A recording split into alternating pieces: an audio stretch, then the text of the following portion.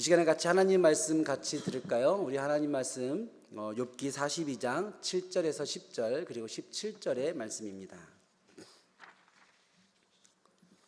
우리 한 목소리로 같이 한번 읽어보겠습니다. 시작. 여호와께서 욥에게 이 말씀을 하신 후에 여호와께서 대만 사람 엘리바스에게 이르시되 내가 너와 내 두 친구에게 놓아노니 이는 너희가 나를 가리켜 말한 것이 내 종 욥의 말같이 옳지 못함이니라. 그런즉 너희는 수소 7과 순양 7을 가지고 내 종 욥에게 가서 너희를 위하여 번제를 드리라. 내 종 욥이 너희를 위하여 기도할 것인즉 내가 그를 기쁘게 받으리니 너희가 우매한 만큼 너희에게 갚지 아니하리라. 이는 너희가 나를 가리켜 말한 것이 내 종 욥의 말같이 옳지 못함이라. 이에 대만 사람 엘리바스와 수아 사람 빌닷과 나아만 사람 소발이 가서 여호와께서 자기들에게 명령하신 대로 행하니라. 여호와께서 욥을 기쁘게 받으셨더라. 욥이 그의 친구들을 위하여 기도할 때 여호와께서 욥의 공경을 돌이키시고 여호와께서 욥에게 이전 모든 소유보다 갑절이나 주신지라. 욥이 늙어 나이가 차서 죽었더라. 아멘. 제가 박사학위식으로 미국에 갔을 때 자녀들과 함께 그 미국과 캐나다 경계에 있는 나이아가라 폭포에 관광을 갔던 적이 있습니다. 특별히 나이아가라 폭포를 보고 그 위쪽에 있는 월풀이라는 곳에 저희 가족들이 함께 갔는데요. 월풀 말 그대로 소용돌이라는 뜻이죠. 그 소용돌이의 그 계곡, 소용돌이가 있는 험난한 계곡을 월풀 제트보트라는 것을 타고 막 다이나믹하게 다니는 그러한 관광 상품이었습니다. 일단은 굉장히 무섭고 타보신 분들은 알겠지만 일단 배가 곧 뒤집힐 것 같습니다. 안전하다고 얘기하는데 탄 사람 입장에서는 첫 번째 사고가 바로 내가 탄 배가 되지 않을까라는 그런 느낌이 드는 그런 상황이죠.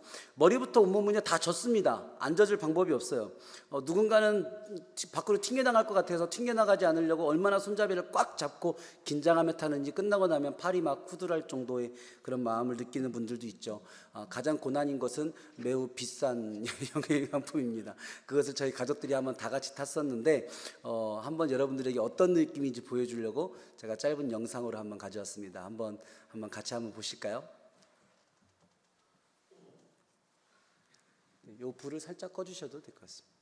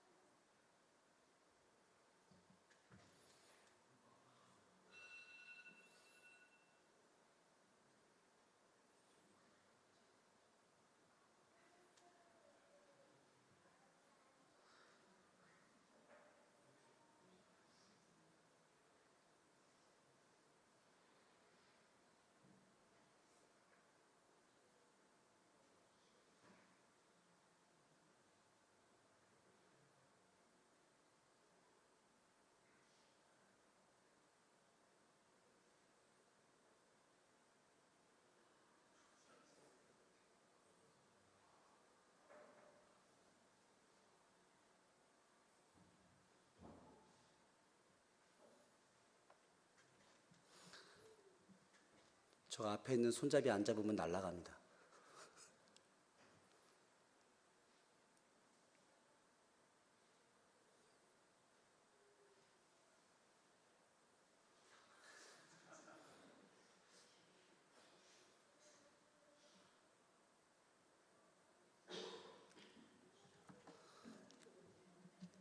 네. 혹시 나이아가라에 가시면 꼭 한번 타보시기를 추천합니다. 배를 실제 타보면 화면상에 느껴지지만요, 타고 있는 사람들이 아주 고통스러운 표정을 짓습니다. 어떤 사람들은 막 배가 요동칠 때마다 비명을 지르고 막 소리를 지르고 난리가 나죠. 그런데 재밌는 것은 막상 그 1시간 이내 관광을 마치고 다시 딱 돌아오면 나오는 사람들의 얼굴에 다 웃음이 가득하다는 거예요. 그리고 다음에 그 배를 타려고 기다리는 사람들한테 다 한마디씩 조언을 합니다. 재밌다, 아니면 위험하다, 어떻게 타야 된다, 뭐를 꼭 잡아라, 뭐 사람들이 막 그 뒤에 탄 사람들이 앉아주려고 막 다 비닐옷을 입고 기다리고 있거든요. 그럼 꼭 그 얘기를 꼭 한마디씩 해요. 소용없다. 그런 말을 막 이렇게 조언을 하면서 그 사람들이 내리는 모습을 보게 되었습니다. 여러분, 옛말에 고기도 먹어본 사람이 먹는다라는 말이 있잖아요. 무슨 뜻일까요? 무엇인지 경험이 중요하다는 거죠. 한번 경험해 보면 어떻게 다음에 해야 될지, 또 그것을 계속 해야 될지 계속 그 사람은 알게 된다라는 것입니다. 좋은 경험이든 나쁜 경험이든 어떤 것을 경험한다는 것은 참 중요한 것이죠. 우리는 그 경험을 통해서 더 많은 것을 배우고 또 누군가에게 나아갈 수 있는 지혜를 얻게 되기 때문입니다. 어쩌면 우리가 고난은 참 좋은 것이다, 경험은 참 좋은 것이다 라는 이야기 가운데 그 경험에는 고난이라는 경험도 포함되어 있지 않을까라는 생각을 하게 됩니다. 여러분, 사순절은 예수님의 고난을 묵상하고 그 고난을 우리가 한번 경험해 보는 그런 기간이죠. 내 삶의 고난, 그리고 예수 그리스도를 위해 우리 몸에 짊어진 사망을 통해 하나님은 우리를 어디로 인도하고 계시는 걸까요? 왜 이 고난을 경험하게 하시고 묵상하게 하셔서 우리를 누구에게로 보내려고 하시는 걸까요? 그래서 오늘 함께 여러분들과 나눌 말씀의 제목이 고난을 통해 고난으로 간다입니다. 고난을 통해 우리는 고난으로 간다. 여러분, 성경에는 자기만의 브랜드를 가진 인물들이 좀 있습니다. 이거 한번 맞춰보시면 좋을 것 같은데, 믿음이라는 브랜드를 가진 사람 혹시 누구 생각나십니까? 아브라함. 네, 이럴 때는 다 같이 몰라도 입을 뻥긋뻥긋 해야 성경을 좀 읽은 필요가 시간 나는데, 네, 꿈 그러면 누가 생각나세요? 요셉. 꿈 하면 요셉. 힘 하면 누가 생각납니까? 삼손. 맞아요. 그러면 고난 하면 생각나는 사람 누굽니까? 욥. 맞아요. 우리가 고난 하면 욥을 많이 생각하죠. 그런데 사실 욥기를요, 1장부터 42장까지 욥기를 읽어보면 욥기의 시작은 욥이 받아가지고 누리던 큰 복에 대한 이야기로 시작을 돼요. 욥은 복을 많이 받았던 사람이거든요. 그리고 쭉 이야기가 끝나고 욥기의 마지막 장, 우리가 함께 읽었던 42장의 마지막은 욥이 그전보다 더 큰 복을 받는 이야기로 끝이 납니다. 어떻게 보면 욥기는 복받은 이야기로 시작해서 더 큰 복을 받는 이야기로 끝나는 복에 관한 얘기거든요. 그리고 욥은 성경 가운데서 가장 많이 복을 받았던 사람입니다. 그런데 우리는 욥하면 복보다는 왠지 고난이라고 우리가 생각할 때가 많이 있는 거죠. 왜 그런가 생각해 봤더니 42장의 욥기의 그 분량 가운데 거의 대부분이 고난에 관한 이야기가 많기 때문에 그런 것 같아요.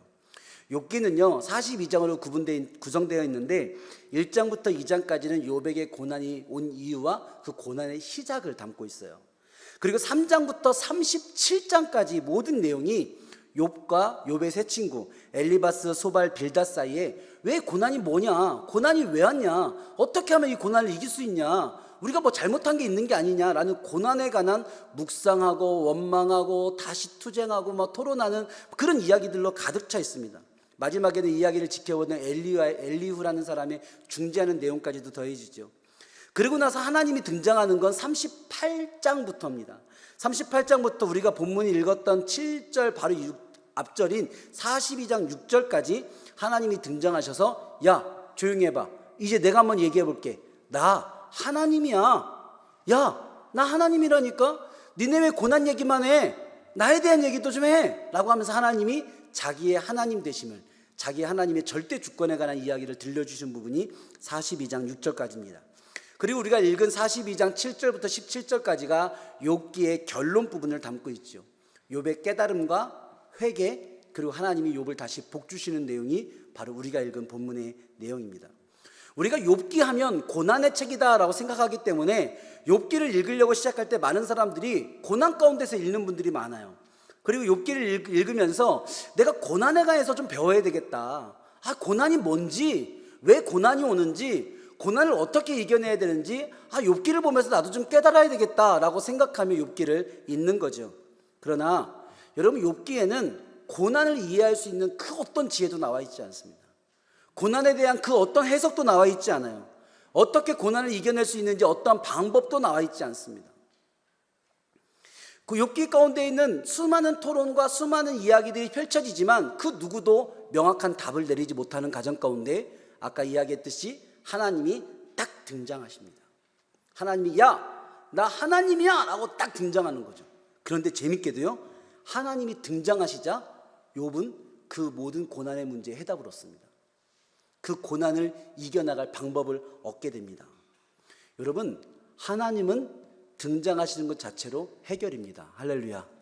하나님은 등장하면 답이 됩니다. 여러분, 그게 하나님이죠. 하나님이 등장하셨는데 거기에 무슨 설명이 필요하겠어요? 하나님이 등장하셔서 야, 나 하나님이야 하시면 그 안에 우리 인생의 모든 해답이 있는 겁니다. 우리 인생의 모든 극복할 수 있는 방법들이 있는 것이죠. 여러분, 욥기는 어쩌면 우리에게 고난은 결코 해석함으로, 이해함으로, 논쟁함으로 해결되는 것이 아니라는 이야기를 하고 있는 것 같습니다. 고난이 이해가 돼서 이겨낼 수 있는 것이 아니죠. 욥과 세 친구 그리고 엘리후가 고난이 왜 왔는가, 고난이 어떻게 이겨낼 수 있는가에 대해서 실컷 논쟁하고 있을 때 하나님께서 그 고난을 이겨낼 수 있는 방법으로 하나님이 보여주신 것은 하나님이 함께하고 계시다는 것을 알려주는 방법이었습니다. 야, 네가 하나님이야, 내가 창조자야, 내가 절대자야, 근데 내가 너와 함께하고 있어, 내가 너를 사랑하고 있어. 그것으로 모든 논쟁이 더 이상 무의미한 것이 되는 거죠. 욥이 하나님이 함께하는 것을 깨달았을 때, 그리고 그 하나님이 얼마나 큰 분이시며 나를 얼마나 사랑하는지 깨달았을 때 욥은 더 이상 고난에 대한 해석을 필요로 하지 않았습니다. 긴 고난과 고난에 대한 묵상, 그리고 논쟁을 지난 욥의 고난에 대한 결론의 정수죠. 우리 그 최고의 결론, 욥기 42장 5절에서 6절 말씀 같이 한번 읽어볼까요? 시작.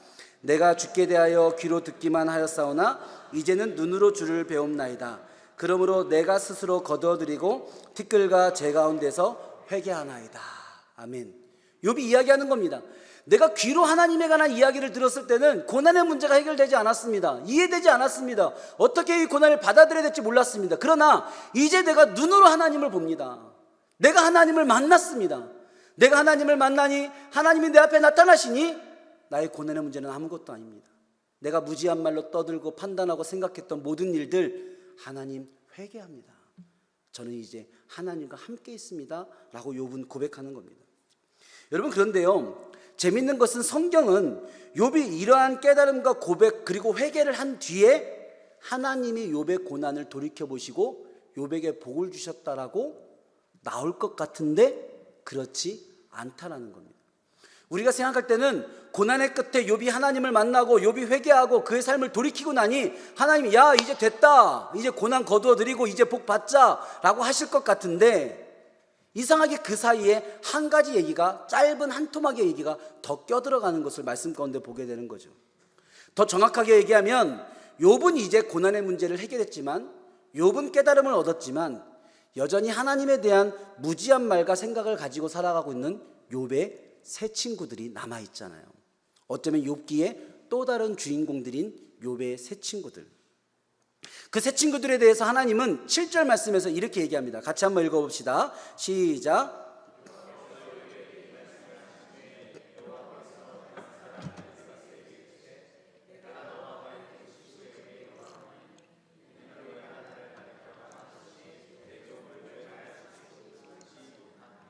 아멘. 하나님이 뭐라고 얘기하시냐면 욥에게 나는 지금 너희 친구들에게 화가 났어 라고 얘기하는 겁니다. 오늘 노아난이라는 단어를 쓰거든요. 이 노아난이라는 단어의 뜻이 뭐냐면 불을 붙이다는 뜻이에요. 불타오르다, 뜨거워졌다, 이런 뜻이 바로 노아난이라는 그 원어의 뜻입니다. 오늘 하나님이 욥의 세 친구들에게 나는 지금 너희들한테 화났어 라고 얘기하는 거예요. 너희들 때문에 내 마음이 뜨거워졌어, 지금 내 마음이 불타오르고 있어 라고 얘기하는 거죠. 여러분, 이것을 다른 말로 표현하자면 뭐냐면 진노입니다. 진노. 하나님이 노하셨는데 아주 강하게 노하시고 계시는 겁니다. 지금 욥의 세 친구들에게 뭐가 선언됐나요? 하나님의 진노가 선언된 겁니다. 얼마나 욥의 친구들의 입장에서 보면 무섭고 두렵고 떨리겠습니까? 사실은 욥이 받은 고난은요, 하나님이 진노하셔서 받은 고난은 아니었잖아요. 근데 이제 욥의 세 친구들에게 뭐가 예정된 거예요? 하나님의 진노의 벌이 예정되어 있는 겁니다. 얼마나 두렵고 떨리는 순간이겠습니까? 이제 고난은 욥에게서 오히려 새 친구들에게 옮겨가고 있는 그 상황 가운데 있는 겁니다. 그런데 하나님께서 욥의 세 친구들에게 내가 너희들에게 진노하고 있어, 내가 너희들에게 벌을 내려야겠어 라고 말씀하시기 위해 하나님은 한 발짝 더 나아가서 한 이야기를 더 더하십니다.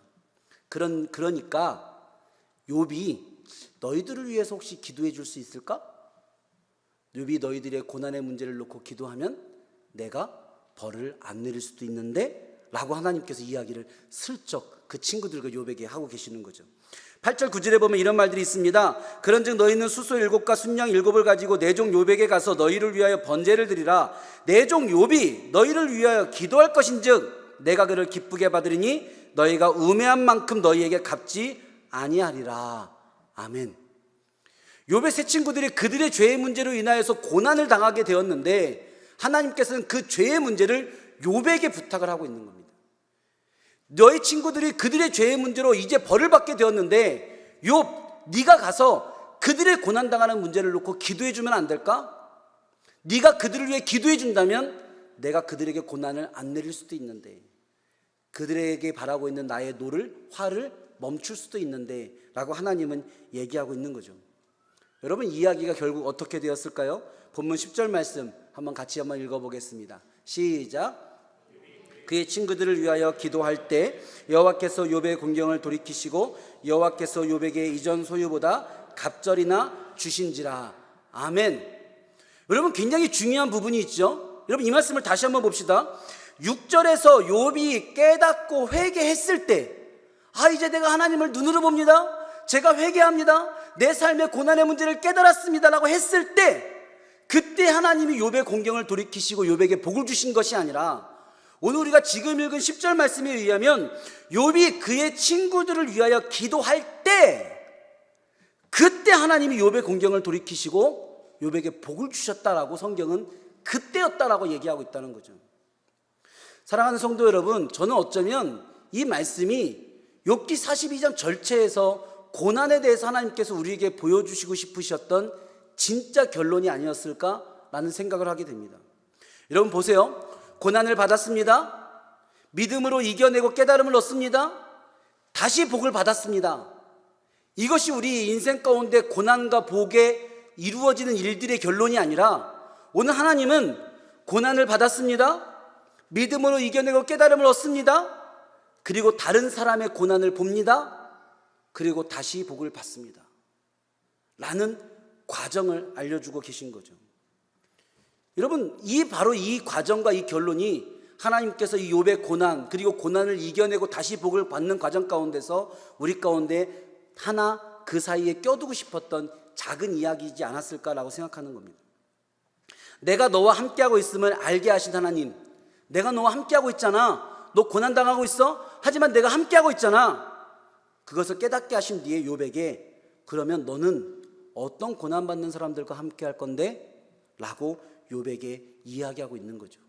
너도 고난당하는 네 친구들과 함께할 수 있겠니? 라고 욥한테 물어보고 있는 겁니다.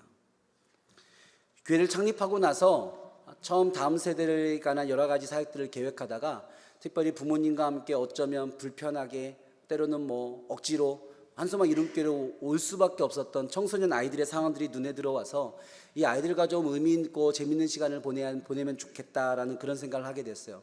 재밌게 스키도 타고, 스키 끝나고 나면 1박 2일로 아우팅도 하면서 좀 친해질 수 있는 시간이 되면 어떨까라는 생각을 하면서 계획을 했는데, 계획을 하다 보니까 재정적인 문제도 있지만 아이들과 편하게 1박 2일 밤새도록 좀 놀면서 마음을 열 수 있는 그런 적절한 공간이 없더라고요. 여러 군데를 알아보다가 그 스키장 근처에 있는 양평에 그 길을 걷는 교회라는 교회를 알게 되었습니다. 그 목사님은 제가 이전에 제가 사역하던 교회에서 함께 목회를 했었던 분이셔서 마침 양평에서 개척한 것을 알고 있었기에 그 교회에 전화를 했습니다. 그 교회는 이제 개척까지 3년 정도 된 작은 교회입니다. 성도는 한 9에서 10가정에 30명 정도 같이 신앙생활을 하고 있는 교회이지요. 그 교회에게 목사님께 전화를 해서 이러한 이유로 우리 아이들과 선생님들 한 22명 정도 가서 하룻밤 묵으며 교회 시설에서 놀 수 있을지 물어보았습니다. 목사님께서 그 얘기를 듣더니 흔쾌히 그럴 수 있다, 좋다라고 얘기하시며, 다만 성도들과 주일날 물어보고 의논해보고 이야기를 해주겠다라고 얘기를 했습니다. 근데 큰 문제가 있겠습니까? 오시는 걸로 생각하시고 제가 정확한 답은 주일 지나고 알려드릴게요 라고 그러시더라고요. 그러고 나서 아유 잘됐다, 이제 그곳으로 갈 수 있겠다 싶어서 우리 이제 청소년부 안에서 그러면 그곳 교회를 사용하는데 사용료를 어떻게 드려야 될까, 또 그 목사님께 말씀 한 절이라도 들으면 아 목사님께 감사의 표시를 어떻게 해야 될까, 또 만약에 사용료나 그런 사례를 거부하시면 어떻게 해야 되지, 아 그럼 봉투에 넣어서 그냥 봉헌함에 넣고 오면 되지, 막 이런 말들을 하며 또 예산적인 부분을 준비했더랬지요. 일주일 정도 지나고 그 교회가 주일 지나고 목사님께 전화가 왔습니다. 아 목사님, 이야기를 했는데 흔쾌히 저희가 초청하겠습니다. 아이들과 오셔서 하루 동안 행복하고 잘 지내고 가십시오 라고 얘기를 하시면서 한마디 말을 더 합니다. 그런데 목사님, 우리 교인들이 이 얘기를 꼭 해달라고 합니다. 개척한 지 얼마 안 된 교회라고 하는데, 이제 한 달밖에 되지 않은 교회라고 하는데 개척하느라 얼마나 힘이 들고 어렵겠습니까? 우리도 개척한 교회인지라 개척할 때 힘든 점을 알고, 또 그 힘들 때에 우리 교회를 도와줬던 사람들이 너무나 많고 함께 해줬던 교회들이 있던지라 개척교회의 마음 개척한 교회가 알지 않겠습니까? 어떠한 사용료도 주지 않았으면 좋겠습니다. 혹시 사용료를 받지 않으면 봉헌하실 수도 있는데 봉헌도 하지 않으셨으면 좋겠습니다. 만약에 교회에서 어떠한 사용료도 내지 않고 봉헌도 주지 않을 수 있다면 그러면 받겠습니다. 근데 돈을 내고 오실 거면 오지 마십시오. 그렇게 이야기를 하시더라고요. 그 마음이 얼마나 따뜻했는지, 그 돈이 중요한 것이 아니라 그 마음의 격려가 얼마나 제 마음과 우리 부서 아이들의 마음에 큰 위로가 됐는지 사실은 그 마음을 어떻게 표현할 수가 없습니다. 그런 생각이 들었습니다. 30명 개척교회지만 이미 우리 교회보다 더 큰 교회가 되었구나 라는 그런 생각이 들은 것이죠. 여러분, 그 교회에서 최근에 연락이 와서 8월 달에 성도들 다 데리고 우리 교회로 수련회 오고 싶답니다. 사용료 받아야 될까요? 안 받아야 될까요? 제가 저도 의논해 봐야 되지만 사용료 안 받을 테니 마음껏 오십시오. 저희도 함께 하겠습니다라는 말을 건넸습니다. 여러분, 고난을 당한 사람들이 고난을 통해서 고난당하는 사람들의 모습들이 더 눈에 쉽게 들어오는 일들은 참 너무나 당연한 일들입니다. 내가 아파봤기 때문에 아픈 사람 마음 알고, 내가 어려움 당해봤기에 가난한 사람들 마음 알고, 내가 개척해봤기에 개척한 사람들 마음 아는 것, 그것이 하나님께서 우리에게 주신 소중한 마음 아니겠습니까? 그렇다면 우리는 왜 예수님의 십자가 고난을 묵상하는 사순절과 고난주간을 지나가고 있는 걸까요? 예수님은 무엇을 위해 또 어떻게 고난을 받아야 하는지 십자가를 통해 제자들에게 가르쳐 주십니다. 그리고 보여주시죠. 그리고 제자들을 그 십자가의 고난으로 너희들도 와라라고 제자들을 초청하고 계세요. 예수님의 십자가 고난을 묵상하고 그 고난을 경험하고 그 고난에 동참한다는 것은 도대체 무엇을 의미합니까? 아니요, 예수님의 십자가 고난을 묵상한 우리에게 예수님께서는 그래, 네가 고난을 배웠니? 고난을 묵상했니? 고난을 경험했니? 그러면 이제 네가 누군가의 고난과 함께 해줄 수 있겠니? 라고 말씀하시는지도 모릅니다. 예수님께서 우리에게 부탁하는 그 고난의 자리는 도대체 어떤 자리들일까요? 마태복음 25장에 보면 천국에 대한 3가지 비유가 나옵니다. 그 중에 마지막 비유가 흔히 말하는 양과 염소의 비유라고 하는데, 실제로 말씀을 읽어보면 양과 염소가 나오지는 않아요. 마지막 때에 모든 민족을 모아놓고 하나님이 양과 염소를 나누듯이 모든 사람을 나눈다라는 내용인데요, 당연히 양쪽으로 나누는 사람들은 착한 사람들, 천국 가는 사람들이고, 염소로 나누는 사람들은 쉽게 얘기하면 지옥 가는 사람들이라고 생각해도 될 비유입니다. 그런데 이 양쪽으로 나눈 사람들, 천국 가는 사람들, 이 좋은 상급을 받는 사람들에게 그 이야기 속에서 임금이 이런 얘기를 해요. 너희들한테 엄청난 복이 있을 거야, 엄청난 상급이 있을 거야 하고 이야기하면서, 내가 왜 너희들에게 이 상급을 주냐면 내가 줄일 때에 너희가 먹을 것을 주었기 때문이다. 목마를 때에 마시게 하였기 때문이다. 나그네 되었을 때에 영접하였기 때문이다. 헐벗었을 때에 옷을 입혔고, 병들었을 때에 돌보았고, 옥에 갇혔을 때에 와서 보았기 때문이다 라고 얘기합니다. 그러자 그 사람들이요, 그 이야기 속의 임금에게 막 반문을 합니다. 아니요, 그런 적이 없는데요. 저는 헐벗은 사람에게 간 적이 없는데요. 당신이 줄인 것을 본 적이 없는데요. 제가 이곳에 와 있는 것은 참 기쁜 일이지만 혹시나 제가 잘못 온 것이 아닌가 두렵습니다. 그러자 임금이 그런 얘기하죠. 임금이 대답하여 이르시되 내가 진실로 너희에게 이르노니 너희가 여기 내 형제 중에 지극히 작은 자 하나에게 한 것이 곧 내게 한 것이니라 하시고. 아멘. 어디에 있는 형제요? 너희가 여기 내 형제에게 한 것이. 여러분, 예수님의 십자가 고난의 그 묵상을 통해서 하나님께서 우리에게 가라고 하시는 곳, 오늘 예수님께서 너무나 명확하게 구체적으로 알려주고 계시죠. 줄이는 자에게 네가 가야 된다라고 얘기하는 겁니다. 목마른 자들에게 가야 된다라고 얘기하는 거죠. 나그네 된 자들에게 가야 된다. 네가 예수님의 십자가를 지고 살아가니? 네가 예수님의 제자가 됐니? 그러면 이제 너도 헐벗은 자들에게 가야 한다. 병든 자들에게 가야 한다. 옥에 갇힌 자들에게 가야 한다. 그곳이 이 십자가 고난을 통해서 네가 가야 될 고난의 자리다 라고 얘기하고 있는 겁니다. 여러분, 사순절과 고난주간을 지나 부활의 기쁨을 가지게 될 우리는 어디로 가야 합니까? 예수님의 고난과 예수님의 승리를 통해 하나님은 우리가 어디로 가기를 원하십니까? 부활의 기쁨과 승리를 얻었으니 이제 이 세상의 기쁨과 승리의 자리로 가실 것입니까? 아니면 여전히 고통받고 고난받는 자리로 예수님의 부활의 기쁨 가지고 가실 것입니까? 이제 부활의 기쁨을 소유하게 될 우리는 누군가의 고난으로 가야 합니다. 그래서 그들도 우리처럼 부활로 승리할 수 있도록 보여주고 가르쳐주고 함께 해주어야 합니다. 그것이 이 사순절 부활절을 통해 우리가 가야 할 곳이겠죠. 한수막 이름교회의 비전이 있습니다. 우리가 창립 초기 때 많이 얘기했었는데요. 한번 다 같이 한번 읽어볼까요? 시작. 하나님을 사랑하고 이웃을 사랑하는 성령 충만 가족 공동체. 교회를 창립하면서 설립하면서 우리에게 주셨던 하나님의 비전이죠. 하나님을 사랑하는 일에 열심인 교회. 하지만 하나님을 사랑하는 일에만 열심인 교회가 아니라 이웃을 사랑하는 일에도 열심인 교회. 그래서 하나님 사랑과 이웃 사랑이 완벽한 균형을 잘 이루어 나아가는 성령 충만한 가족 공동체.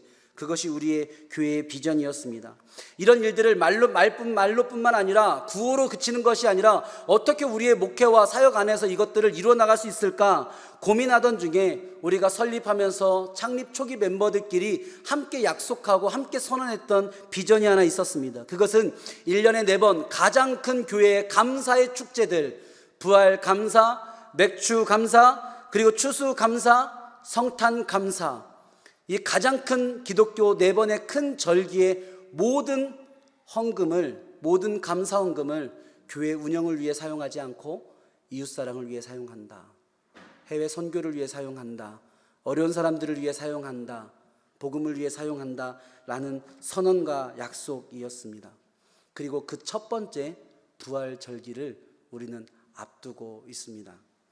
이 첫 번째 부활 절기에 우리의 감사의 예물들을 어떤 이웃을 향해 흘려보낼 수 있을까? 어떤 고난의 자리를 향해 보낼 수 있을까? 고민하고 알아보고 함께 기도하던 중에 저희가 첫 번째로 정한 곳은 태국 치앙마이입니다. 그리고 광고한 대로 우리는 그곳으로 선교를 나갈 예정입니다. 그리고 선교뿐만 아니라 앞으로 그곳의 어려움과 고난의 자리를 계속 들여다볼 계획을 가지고 있습니다. 태국 치앙마이에는 뉴비전 고아원이라는 곳이 있습니다. 여러분 주부에 보면 표지에 나와 있는 사진 한 장이 있는데 그것이 바로 치앙마이의 뉴비전 고아원입니다. 이 고아원에는 말 그대로 부모가 없는 태국의 가난한 어린 아이들이 많이 있습니다. 그 고아원의 학교에는 합창단이 새롭게 생겨났는데 이 합창단에서 찬송가, 우리나라 CCM이나 찬송가들을 이제는 번역해서 아이들에게 가르치고 아이들이 하나님의 노래, 그 찬양으로 합창을 하고 있다고 합니다. 근데 이 아이들이 함께 공연하고 누군가 앞에서 찬양을 해야 되는데 반주할 수 있는 피아노, 그 키보드가 아직 없다고 그래요. 그래서 우리가 이번에 부활절 봉헌으로 감사로 이곳에 이 피아노를 사주는 일을 하면 어떨까라는 생각을 하고 있는 겁니다.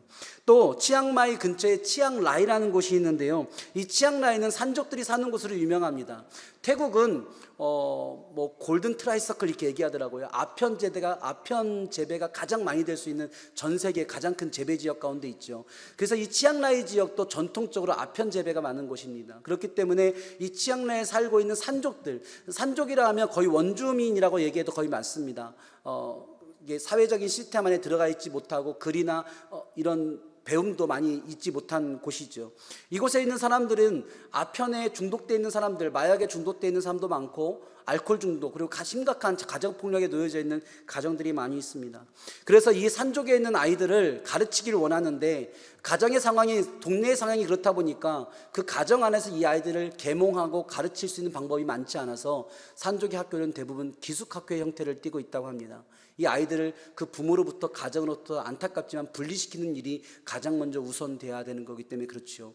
아이들을 데려와서 먹고 재우는 기숙학교를 운영한다는 것이 쉬운 일이 아닐 텐데 치앙라이에 있는 프라쿤 사이탄 산족 청소년 기숙학교가 있습니다. 산족 아이들 가운데 8명의 여자아이들이 생활을 하고 있고 또 공부를 하고 있고 비전을 품고 있는 곳입니다. 이 프라쿤 사이탄 산족 기독 청소년 기숙학교를 운영하고 계신 분은 현지인 태국 목사님 부부인데요. 안타깝게도 이 목사님들에게는 특별한 수입원이 많지 않습니다. 그래서 이 기숙학교를 운영하는데 어려움을 많이 겪고 있죠.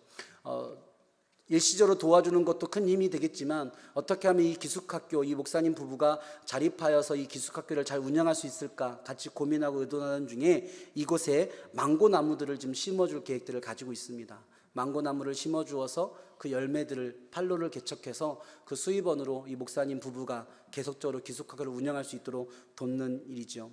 우리는 부활절, 그 부활의 기쁨과 감사로 우리가 처음으로 함께 가기를 원하는 고난의 장소, 그 길을 함께 계획하고 지금부터 기도해 보려고 합니다.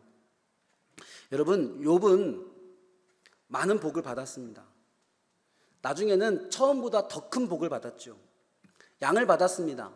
낙타를 받았어요. 소와 암나귀를 받았습니다. 아들 7과 딸 3도 받았습니다. 그 자녀들은 아주 뛰어나고 아주 아름다운 자녀들이 되었습니다. 그렇게 욥은 140년을 살았고 아들과 손자 4대를 더 보았다라고 성경은 기록합니다. 그리고 욥기 42장 마지막 한 절은 우리가 마지막에 읽었던 17절 바로 그 이야기입니다. 욥이 늙어 나이가 차서 죽었더라. 여러분, 욥기 42장은 욥의 마지막 순간까지 욥의 이야기를 담고 있습니다. 욥이 아들과 손자의 4대를 더 낳았다, 140년을 살았다, 그리고 죽었다라고 되어져 있는데 그 삶들은 어떤 삶이었는지 그 어디에도 기록되어져 있지는 않습니다. 그래서 제가 성경에 없는 상상과 질문을 한번 이 시간 던져보려고 합니다. 여러분, 욥기서에 나와 있는 큰 고난을 겪었던 욥, 하지만 그 고난을 이겨냈고 다시 복을 받은 욥, 여러분, 욥의 남은 인생 가운데서는 더 이상 고난이 없었을까요? 어떻게 생각하십니까? 욥은 더 이상 경제적인 고난을 겪지 않았을까요? 욥의 몸에는 더 이상 병이 없었을까요? 욥의 자녀들은 그 이후로 한 번도 부모를 속삭이는 일이 없었을까요? 사대를 보며 그 자녀들을 먼저 떠나보내야 되는 슬픈 일은 혹시 없었을까요? 저는 당연히 있었을 거라고 생각합니다. 왜냐하면 욥이 살았던 것도 인생이기 때문에 그렇습니다. 욥도 분명히 계속 고난이 있었을 것입니다. 고난받고 견뎌내고 또 복받는 일이 욥의 삶 가운데 끊임없이 이어졌을 겁니다. 욥은 그 고난들을 어떻게 견뎌냈을까요? 그리고 욥은 그 고난을 통해서 또 어떤 고난으로 또 나아갔을까요? 어쩌면 그것이 욥기가 우리 가운데 들려주고 싶은 진짜 마지막 이야기일 수도 있겠다라는 그런 생각을 합니다. 그리고 그 욥 시즌2의 이야기가 만약에 쓰여진다면 그 욥이라는 배역을 맡은 배우는 아마 우리들, 바로 나 자신이 되지 않을까라는 생각입니다. 여러분, 앞서 제가 말씀을 시작하면서 제가 갔다 왔던 나이아가라 월풀 제트보트 영상을 봤는데요. 보시면서 그런 생각하신 분이 한두 분 계실 것 같아요. 소리를 틀었어야 되는데 방송실에서 소리를 껐구나라고 생각하신 분이 몇 분 계시는데 사실 소리를 안 튼 게 아니라 소리가 없습니다. 제가 소리를 다 빼놨기 때문에 그렇습니다. 제가 그 영상에서 왜 소리를 뺐을까요? 사실은 저 영상의 원본에는 너무나 신나는 음악이 깔려있기 때문에 그렇습니다. 그 음악과 함께 영상을 보면 결코 저 영상은 고난처럼 보이지 않습니다. 힘든 순간처럼 보이지 않습니다. 아주 즐거운, 아주 재미난 그런 경험과 여행처럼 들려지는 영상이죠. 여러분, 인생이라는 여행을 떠나면 우리는 모두 다 한 번쯤은 고난이라는 제트보트를 타고 월풀의 소용돌이에 한 번씩 다녀와야 합니다. 고난이라는 것은 우리가 인생 가운데 가져야 할 경험 중에 결코 좋은 것이라고 할 수는 없죠. 그러나 한편으로는 고난을 겪지 않고 인생이라는 여행을 제대로 즐길 수 있는 방법은 없습니다. 그런데 그 고난이라는 보트를 타고 갈 때, 소용돌이를 향해 나아갈 때 복음이라는 배경음악이 깔리면 꽤 신나 보이기도 합니다. 은혜라는 배경음악이 틀어지면 꽤 재밌어 보이기도 합니다. 저는 욥의 남은, 성경에 쓰이지 않은 욥이 그 죽는 순간까지 남은 인생이 그와 같지 않았을까라는 생각이 듭니다. 우리가 욥기에서 바라보는 욥의 고난의 때에는 배경음악이 없었습니다. 아니요, 오히려 탓하고 낭망하고 실망하는 아주 우중충한 배경음악만 가득한 그런 고난이었죠. 욥은 하나님이라는 배경음악을 배웠습니다. 하나님을 만났습니다. 그 이후에 욥의 삶 가운데도 분명히 고난이 있었을 겁니다. 더 큰 고난이 있었을지도 모릅니다. 그러나 욥은 하나님이라는 배경음악을 깔고 그 보트를 타는 법을 배웠습니다. 그렇게 저는 욥의 인생은 즐거움이었지 않았을까, 고난이 있었지만 여전히 잘 이겨내는 삶이었지 않았을까라고 생각합니다. 여러분, 우리 교회는 고난으로 가려고 합니다. 이 말이 참 이상하네요. 우리 교회는 고난을 통해, 예수님의 십자가 고난을 묵상함을 통해 또 고난을 향해 가는 교회가 되려고 합니다. 그런데 우리 교회 안에 하나님이 아주 신나는 배경음악을 주실 줄로 믿습니다. 고난을 통해 가는 이 배를 타신 여러분, 흔들리고 때로 소용돌이를 향해 전진하고 어려운 자리를 향해 이 배가 나아갈지 모르겠지만 우리 안에 복음이 있다면, 우리 안에 하나님의 아주 신나는 비트 빠른 음악이 있다면 아주 재밌게 그것을 향해 나아갈 수 있지 않을까요? 그런데 재밌는 것은, 꼭 기억해야 될 것은 그 고난을 통해 고난으로 나아가는 것이 복받기 전 마지막 단계라는 사실을 우리가 기억해야 합니다. 우리 교회가 고난을 통해 고난으로 나아갈 때 하나님께서 우리의 삶에 복 주실 줄 믿습니다. 여러분들이 이 십자가, 사순절 고난주간, 부활의 기쁨을 가지고 또 누군가의 고난의 자리로 나아갈 때 그때가 하나님이 여러분들에게 복 주시기 전 마지막 단계라는 사실을 기억하시기 바랍니다. 자, 사순절이 얼마 남지 않았습니다. 다음 주는 벌써 고난주간입니다. 그 다음 주는 부활절이라고 하네요. 이제 우리는 슬슬 결정해야 됩니다. 이 고난의 묵상과 경험이 끝나면 누구에게 가야 될지, 어디로 가야 할지 이제 결정하고 고민해야 됩니다. 같이 기도하시겠습니다. 하나님, 고난을 통해 고난으로 갑니다. 주님이 가르쳐 주신 그 고난을 통해 우리는 고난으로 갑니다. 주님이 보여주신 그 고난을 통해 우리는 고난으로 갑니다. 하나님, 이 사순절 고난주간 또 부활의 기쁨을 우리에게 주신 하나님, 그 은혜의 시간들을 지나 한소망 이름교회 고난으로 가겠습니다. 가정의 고난으로 가겠습니다. 삶의 고난으로 가겠습니다. 사업장의 고난으로 가겠습니다. 자녀들의 고난으로 가겠습니다. 하나님, 아파하고 슬퍼하며 쓰러져 있는 그 한 가정의 고난으로 우리가 함께 가겠습니다. 하나님, 주님, 우리와 함께하여 주시옵소서. 하나님, 고난을 통해 고난으로 가는 주의 자녀들에게 복을 내려 주시옵소서. 감사드리며 예수님의 이름으로 기도합니다. 아멘.